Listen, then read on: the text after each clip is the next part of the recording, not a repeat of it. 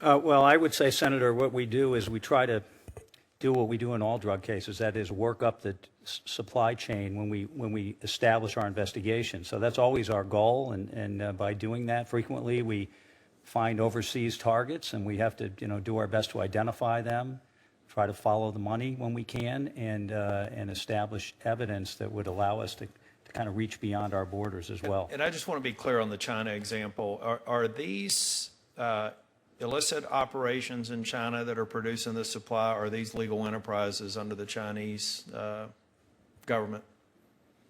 After you answer that, we'll have to move on. So Yep. go ahead. Well, to my knowledge, they're engaged in in the cases we've seen, they're conducting themselves in violation of our laws. I don't.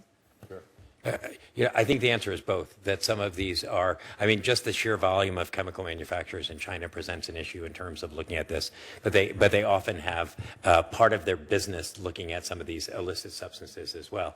To your point, we've also been working with the Joint Interagency Task Force West that has a special group focused on NPS interdiction, as well as precursors around methamphetamine. So Admiral Smith at JTF West has really taken this on in terms of looking at interdiction.